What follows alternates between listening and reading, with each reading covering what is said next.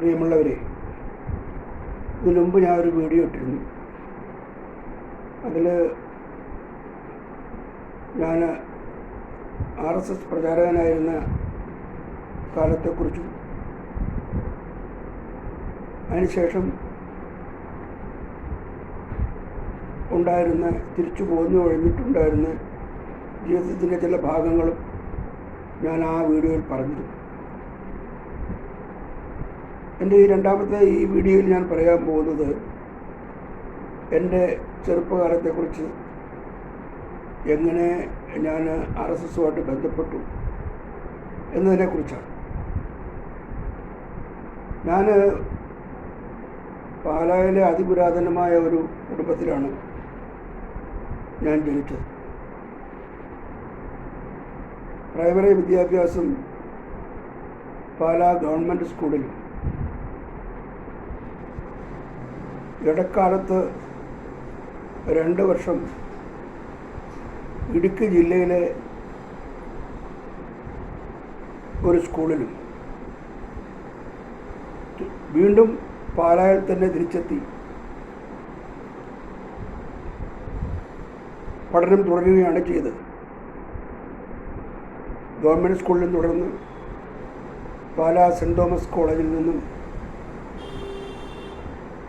Degree എടുത്തതിന് ശേഷമാണ് ഞാൻ RSS പ്രചാരകനായി, മുഴുവൻ സമയ RSS പ്രചാരകനായി കേരളത്തിൻ്റെ പല ഭാഗത്തും പ്രവർത്തിച്ചിരുന്നത്. ഞാൻ 4ലോ 5ലോ പഠിക്കുന്ന കാലത്ത്, 5ാം ക്ലാസ്സിലാണെന്ന് തോന്നുന്നു, എൻ്റെ അച്ഛൻ്റെ കുടുംബവുമായിട്ട് ബന്ധപ്പെട്ട കുടുംബക്ഷേത്രമാണ് പാലാ പുലിയന്നൂർ മഹാദേവ ക്ഷേത്രം.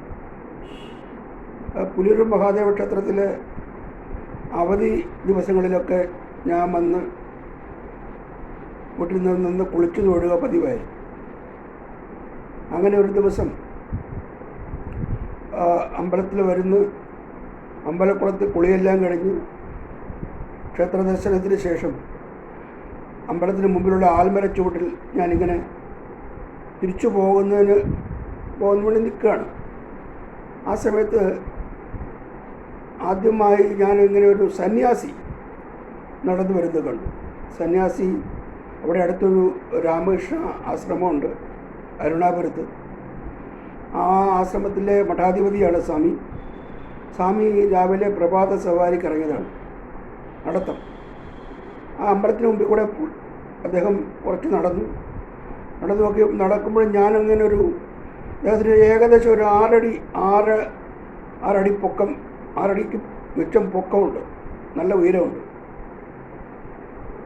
തലയൊക്കെ മുണ്ടനം ചെയ്ത് മുഴുവൻ കാവ്യ വസ്ത്രം ധരിച്ചൊരു സന്യാസി. ഞാൻ ആദ്യമായി ഇങ്ങനെ ഒരു രൂപം കാണുകയാണ് എൻ്റെ ജീവിതത്തിൽ. 5ൽ പഠിക്കുന്ന കുട്ടിയാണെന്ന് ഓർക്കണം. സ്വാമിജി അങ്ങോട്ട് പോയി. ഞാൻ സ്വാമിജി ഇങ്ങനെ കൗതുകത്തോടെ നോക്കി നിന്നു. സ്വാമി കുറേ ദൂരം നടന്നിട്ട് തിരിച്ചു വന്നപ്പോഴും ഞാൻ അവിടെ നിൽപ്പുണ്ട്. അപ്പോൾ സ്വാമിജി എന്നോട് ചോദിച്ചു, എന്താ പേര്? ഞാൻ പറഞ്ഞു, എൻ്റെ പേര് പറഞ്ഞു, പുരുഷോത്തമൻ എന്നാണ് എൻ്റെ പേര്. എവിടെയാ വീട്, എന്താതൊക്കെ ചോദിച്ചിട്ട് പൂർണ്ണവും ചോദിച്ചു. അപ്പോൾ സ്വാമി നിൽക്കാതെ നടക്കുകയാണ് തിരിച്ച്. അപ്പോൾ ഞാൻ അദ്ദേഹത്തിൻ്റെ വിരലിൽ പിടിച്ച് ഞാനും കൂടെ നടന്നു. നല്ല ഉയരമുള്ള മനുഷ്യൻ. ഞാൻ അദ്ദേഹത്തിൻ്റെ വളരെ ചെറുതാണ്. ഞാനിങ്ങനെ വിരലിൽ പിടിച്ച് കുറേ നടന്ന് ആശ്രമത്തിലെത്തിക്കഴിഞ്ഞ് അദ്ദേഹത്തിൻ്റെ റൂമിൽ പോയി എന്നോട് പറഞ്ഞു, പോയി തൊഴുതിട്ട് വരാൻ പറഞ്ഞു ചുരുക്കി. അപ്പം അവിടുത്തെ ശ്രീകോവിലിൽ, ആശ്രമത്തിലെ ശ്രീകോവിലിൽ രാമകൃഷ്ണ പരമഹംസദേവൻ്റെ ചിത്രം വെച്ചിട്ടുണ്ടായിരുന്നു. അപ്പോൾ ഞാനവിടെ പോയി തൊഴുത് തിരിച്ചു മടങ്ങുന്നതിന് മുമ്പ് സ്വാമിജി അങ്ങോട്ട് വന്നിട്ട് അപ്പം ഞാൻ നോക്കിയപ്പോൾ ഒരു പാത്രത്തിൽ 3-4 പഞ്ചസാരയെ കലർത്തിയുടെ ലഡു വേറൊരു പാത്രത്തിൽ കുറേ തീർത്ത ജലവും ഇരിക്കുന്നതാണ്. അപ്പോൾ സ്വാമിജി വന്നിട്ട് തൊഴുതുവെന്ന് ചോദിച്ചു. നമ്മൾ തൊഴുതു. അപ്പോൾ അതിൻ്റെ അകത്ത് ഒരു ലഡു എടുത്തിരിക്കുന്നത്. ആ ലഡു നല്ല രുചിയുള്ള ലഡുവായിരുന്നു. ഞാൻ അതിന് മുമ്പ് അങ്ങനത്തെ ലഡു ഒന്നും കഴിച്ചിട്ടില്ല. അപ്പോൾ ആ ലഡു കഴിച്ചു കഴിഞ്ഞിട്ട് സ്വാമിജി അങ്ങോട്ട് പോയി അദ്ദേഹത്തിൻ്റെ ചെയറിൽ പോയിരുന്നു. ഞാൻ അദ്ദേഹത്തിൻ്റെ അടുത്ത് കുറേ നോക്കിയിരുന്നു. അപ്പം എങ്ങനെയുണ്ടായിരുന്നു ലഡു, എങ്ങനെയുണ്ട്? നമ്മൾ നല്ല രുചിയുണ്ട് തലയാട്ടി. ഇനിയും വേണോ ചോദിച്ചു. ഞാൻ പറഞ്ഞു വേണമെന്നുള്ള തലയാട്ടി. എന്നാൽ എടുത്തുള്ളൂ എന്ന് പറഞ്ഞു. ഞാൻ പോയി 2 കൂടെ എടുത്തു. 2 കൂടെ പോയി 2-3 കൂടെ ബാക്കിയുണ്ട്, 2 കൂടെ ബാക്കി. അപ്പോൾ ഞാനെടുത്തു കഴിച്ചു. വീണ്ടും സ്വാമി ഒന്നും വർത്തമാനമൊന്നും പറയുന്നില്ല. കുറച്ച് കഴിഞ്ഞ് ഞാൻ തിരിച്ചു പോകുന്ന ഇരുന്നതും ഇനി വീട്ടിൽ പോകണ്ടേ, അമ്പലത്തിലൊക്കെ തൊഴുതു തിരിച്ചു പോകണ്ടേ, ഇനി പോകണം. ശരി എന്നാൽ പോയി വരൂ എന്ന് പറഞ്ഞു. ഞാൻ തിരിച്ചു വന്നിട്ട് ബാക്കി ഇരുന്ന 2 ലഡുവും കൂടെ എടുത്തുള്ളൂ. ഞാൻ അവിടെ ഒരു വയലുണ്ട്, അതിൽ കൂടെ ചാടി വീട്ടിലോട്ട് പോയി. വീട്ടിലോട്ട് ചെന്നിട്ട് ആദ്യത്തെ ഒരു അനുഭവമാണ്. വീട്ടിൽ ചെന്ന് കഴിഞ്ഞിട്ടും എനിക്ക് ഈ അമ്പലവും ഈ ആശ്രമവും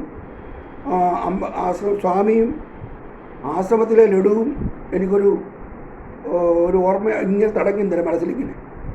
രാത്രി കിടക്കുമ്പോഴല്ലാതെ ഓർമ്മ.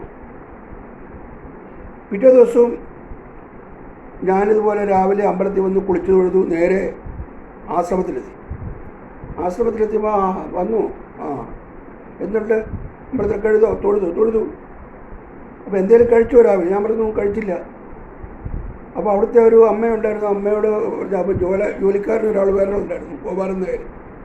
ഗോപാലൻ നായർ ഈ കുട്ടിക്ക് എന്തെങ്കിലും കൊടുക്കും, രാവിലെ ഒന്നും കഴിച്ചിട്ടില്ല.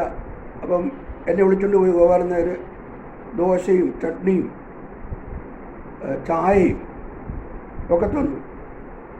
വേറെ നിറച്ച് കഴിച്ചു. അപ്പം തിരിച്ചു കഴിഞ്ഞപ്പോൾ നല്ലൊരു ചുറ്റുപാടാണ്. ദോശയും ചമ്മി രാവിലെ. അപ്പോൾ ഉച്ചയ്ക്ക് നല്ല ഊണുമുണ്ട്. ഇതൊക്കെയാണ്, കൊച്ചുകുട്ടിയാണല്ലോ. അപ്പോൾ അങ്ങനെ കുറച്ച് കഴിഞ്ഞപ്പം സ്വാമിയുടെ അടുത്ത് ഈ ബ്രേക്ക്ഫാസ്റ്റ് കഴിഞ്ഞ് സ്വാമിയുടെ അടുത്ത് പോയി. വീണ്ടും സ്വാമി ഒന്നും വർത്തമാനമൊന്നും പറയുന്നില്ല. അവിടെ എങ്ങനെയുണ്ട്, അവിടെ ആരൊക്കെ ഉണ്ട് പറഞ്ഞു. എങ്ങനെ ആൾക്കാരൊക്കെ ഉണ്ട്, എന്നെ ആൾക്കാരൊക്കെ ഉണ്ടെന്ന് പറഞ്ഞു. എന്താ ഇവിടെ ഇഷ്ടപ്പെട്ടോ എന്ന് ചോദിച്ചു. ഞാൻ പറഞ്ഞു ഇഷ്ടപ്പെട്ടു. എന്നിട്ട് സ്വാമി ചോദിച്ചു ഇങ്ങോട്ട് പോരണമെന്ന് ചോദിച്ചു. ഞാനത് വൈദ്യൻ കൽപ്പിച്ചതും രോഗി ഇച്ഛിച്ചതും പാലെന്ന് പറഞ്ഞ പോലെ തല ഒടുക്കി ഞാൻ തിരിച്ചു പോയി. 2 ലഡു ഉണ്ടായിരുന്നു. അന്ന് ലഡു എടുത്തിട്ടാണ് പോയത്. വീട്ടിൽ പോയി കുറേ നേരം ഇങ്ങനെ ആലോചിച്ചു. അപ്പോൾ ഭയങ്കര മഴയാണ്. ഈ മഴയത്ത് എൻ്റെ പുസ്തകപ്പെട്ടിയും എടുത്തിട്ട് ഞാൻ നേരെ ആശ്രമത്തിലേക്ക് പോയി. ആരോടും പറഞ്ഞില്ല. അച്ഛൻ്റെ പെങ്ങന്മാരും അച്ഛൻ്റെ സഹോദരങ്ങളൊക്കെ ഉണ്ട് അവിടെ. അവരുടെ മക്കളുമൊക്കെ ഉണ്ട്. ആരോടും ഞാൻ പറയാതെ ഞാൻ ആശ്രമത്തിൽ. അപ്പോൾ അവർ അന്വേഷിച്ചു എവിടെയാണ് പോയി, ആളെവിടെ പോയി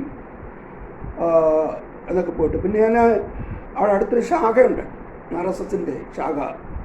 അവിടെ അവരന്വേഷിച്ചു. അപ്പോൾ അവിടെ ശാഖയിൽ അവിടെ ഉണ്ടായിരുന്നപ്പോൾ വന്നിരുന്നു.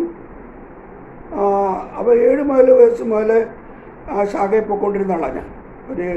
ഈ കുട്ടിയുടെ പല്ല് ഇളകുന്ന സമയമാണ് 7 വയസ്സ്. അപ്പോൾ 7 വയസ്സ് മുതൽ അവിടെ ശാഖയിൽ പോയിക്കൊണ്ടിരുന്ന ആളാണ് ഞാൻ. അപ്പോൾ അവിടെ അന്വേഷിച്ചപ്പോൾ അവിടെ എത്തിയിട്ടില്ല ആൾ. പിന്നെ അച്ഛൻ്റെ വേറൊരു പെങ്ങളുണ്ട്. പെങ്ങളുടെ ഭർത്താവ് പോസ്റ്റ് മാസ്റ്ററാണ്. അദ്ദേഹം എങ്ങനെയോ അറിഞ്ഞു ഞാൻ ഇതുപോലെ രാമകൃഷ്ണ ആശ്രമത്തിലെത്തിയിട്ടുണ്ട്, അവിടെയാണ് ഇപ്പോൾ ഉള്ളതെന്ന്. അച്ഛനെയൊക്കെ അറിയാം. അച്ഛനൊക്കെ ഇതിനിടയിൽ എൻ്റെ അച്ഛനും ഒക്കെ ഹൈറേഞ്ചിൽ ഹൈറേഞ്ചിലോട്ട് പോയിരുന്നു. പാലക്കാർ കുറേ പേര് അങ്ങോട്ട് പോയ കൂട്ടത്തിൽ പോയതാണ്. അവിടെ ഒരു ഇടുക്കി ജില്ലയിൽ തന്നെ ഒരു സ്കൂളിൽ അധ്യാപകനായിരുന്നു അച്ഛനുള്ളത്. കുറേ കഴിഞ്ഞപ്പം അമ്മയും കൂടെ പോയിരുന്നു. അമ്മയും സഹോദരനും കൂടെ പോയി. അങ്ങനെ അവരവിടെയാണ്. അപ്പോൾ അച്ഛനെ വിവരം അറിയിക്കണമല്ലോ എന്ന് എങ്ങനെയോ അച്ഛനെ വിവരം അറിയിച്ചു. അച്ഛൻ എല്ലാ വെള്ളിയാഴ്ചയും എല്ലാ ശനിയാഴ്ചയും വരും, ഞായറാഴ്ച വൈകുന്നേരത്തും തിരിച്ചു പോകും. അങ്ങനെ ആ സ്കൂളിലെ വീട്ടിലായിരുന്നപ്പോഴും അങ്ങനെയായിരുന്നു. അച്ഛനും അമ്മയൊക്കെ ഹൈറേഞ്ചിലായിരുന്നു ആ സമയത്ത്. അപ്പം അച്ഛനോട് ഇവരൊക്കെ പറഞ്ഞ് അച്ഛൻ വന്നു. ഇവിടെ ഇങ്ങനെ താമസിച്ചാൽ ശരിയാവില്ല, ആശ്രമത്തിൽ അങ്ങനെ താമസിക്കാറുണ്ട്, നീ എന്താ അവിടെ പോകണം? അപ്പം ഞാൻ പറഞ്ഞു അവിടെ പോകാം, എനിക്കാരുടെ പിണക്കമൊന്നുമില്ല. ഞാൻ പിന്നെ അവിടെ തിരിച്ചു പോയി അച്ഛൻ്റെ പെങ്ങന്മാരോടും മക്കളോടൊക്കെ വർത്തമാനമൊക്കെ പറഞ്ഞു. പക്ഷേ ഞാൻ തിരിച്ചു വന്ന് ആശ്രമത്തിൽ താമസിച്ചു. അപ്പോൾ താമസിച്ചപ്പോൾ എനിക്കൊരു തോർത്തുമുണ്ടൊക്കെ തന്നൊരു കൗബീനം തന്നു. പൂജ പഠിക്കാൻ പറഞ്ഞു. രാവിലെ പൂ എടുക്കുക, പൂജ പഠിക്കുക. അപ്പോൾ ഒരു സ്വാമി, രാമകൃഷ്ണാനന്ദ സ്വാമിയുണ്ട്. സ്വാമി എന്നെ പൂജയൊക്കെ പഠിപ്പിച്ചു. അപ്പോൾ പൂജയൊക്കെ ചെയ്യാൻ പഠിപ്പിച്ചു. വൈകുന്നേരം ഭജനയുണ്ട്, ഭജനയിൽ പങ്കെടുത്തു. രാവിലെ പൂജയും പ്രാർത്ഥനയും കാര്യങ്ങളുമൊക്കെ. വെളുപ്പിനെ എഴുന്നേൽക്കണം. അപ്പോൾ ഒരു കുഴപ്പമുള്ള ചോദിച്ചാൽ വെളുപ്പിന് 4:30 മണിയാകുമ്പോൾ 4 മണിക്ക് എഴുന്നേൽക്കണം. അപ്പോൾ വെളുപ്പിന് എഴുന്നേൽക്കും. അപ്പോൾ കുളിയെല്ലാം കഴിഞ്ഞിട്ട് പ്രഭാത പൂജയും പൂവെടുക്കലും പൂജയൊക്കെ സഹായിയായിട്ട് ഞാനും കൂടി. അങ്ങനെ കുറച്ചു കാലം കഴിഞ്ഞപ്പം പിന്നെ അച്ഛൻ വീണ്ടും വന്നിട്ട് ഇവിടെ ഇങ്ങനെ ശരിയാണ് സ്വാമിയുടെ വർത്തമാനമൊക്കെ പറഞ്ഞ്. അപ്പോൾ സ്വാമിജി പറഞ്ഞു, കുട്ടിക്ക് ഇഷ്ടമാണെങ്കിൽ പോരട്ടെ എന്ന് പറഞ്ഞു. അപ്പോൾ അച്ഛൻ്റെ ഒരു സുഹൃത്ത് ളുടെ പ്രേരണയാൽ നിർബന്ധിച്ച് എന്നെ അവിടുന്ന് ഗവൺമെൻറ് സ്കൂളിൽ നിന്ന് TC വാങ്ങിച്ച് എന്നെ ഇടുക്കി ജില്ലയിലെ ഒരു സ്കൂളിൽ കൊണ്ടുചേർത്തു. ആ സ്കൂളിൽ പോകണമെങ്കിൽ ഒരു 8-10 കിലോമീറ്റർ നടക്കണം. അടുത്തങ്ങ് സ്കൂളിലാണ്. ആദ്യം എനിക്കറിയില്ലായിരുന്നു അങ്ങനെ. അപ്പോൾ ഞാൻ ഒരു വർഷമോ റെസ്റ്റിച്ച് 1.5 വർഷം ആ സ്കൂളിൽ ഇങ്ങനെ നടന്നു പോയിക്കൊണ്ടിരുന്നു. പിന്നെ ഞാൻ ആരോടും പറയാതെ തിരിച്ചു പാലായ്ക്ക് വന്ന് പിന്നെ അവിടുന്ന് TC പഠിച്ച് തിരിച്ചു വീണ്ടും എന്നെ ഗവൺമെൻറ് സ്കൂളിൽ കൊണ്ടുചേർത്തു. അങ്ങനെ ആശ്രമത്തിൽ താമസം കണ്ടിന്യൂ ചെയ്തു. അങ്ങനെ 10 വർഷം ആശ്രമത്തിൽ നിന്നിട്ടാണ് ഞാൻ പഠിച്ചത്. അപ്പം അവിടെ എങ്ങനെയാണെന്ന് ചോദിച്ചാൽ പിന്നെ എനിക്ക് ഇടയ്ക്ക് മന്ത്രദീക്ഷ കിട്ടി. ചുരുക്കി പറഞ്ഞാൽ സന്യാസി ആവാൻ വന്നതല്ല, പൂജ പഠിച്ചു, മന്ത്രദീക്ഷ കിട്ടി, സന്യാസിയാണ്, ബ്രഹ്മചാരി. 10 വർഷം അങ്ങനെ നിന്ന് കഴിഞ്ഞാൽ രാമകൃഷ്ണ വിഷയം എന്ന് ചോദിച്ചാൽ 10 വർഷം നിന്ന് കഴിഞ്ഞ് 11ാമത്തെ വർഷം കൽക്കട്ടയിൽ വേലൂർ മഠത്തിൽ കൊടുക്കും. അവിടെ നിന്നാണ് സന്യാസം, കാഷായ വസ്ത്രം കൊടുക്കുന്നത്. അത് ഞാനിങ്ങനെ 10 വർഷം അടുക്കാറായി കഴിഞ്ഞപ്പോൾ എൻ്റെ അവിടുത്തെ സ്വാമിജി, വേറൊരു സ്വാമിജി തൃശ്ശൂരിൽ നിന്ന് വന്നു, പുറനാട്ടുകര, അങ്ങോട്ട് കൊണ്ടുപോയി ഒരു ദിവസം രാവിലെ അവിടുത്തെ ഒരു സ്വാമിജി എന്നെ വിളിച്ചു. സ്വാമിജി ഇവിടെ വേട എന്ന് പറഞ്ഞു. അപ്പോൾ ഞാനൊരു തോർത്ത് മാത്രമേ കൊടുത്തിട്ടുള്ളൂ. എൻ്റെ ശരീരത്തൊക്കെ അദ്ദേഹം നോക്കി, പലതരത്തിലും നോക്കിക്കഴിഞ്ഞ് എന്നോട് പറഞ്ഞു, എൻ്റെ തോളിൽ ഇങ്ങനെ തട്ടിയിട്ട് പറഞ്ഞു, നിനക്ക് സന്യാസയോഗം ഇല്ലെന്ന് പറഞ്ഞു. 10ാമത്തെ വർഷമാണെന്ന് കൂട്ടിക്കോണം.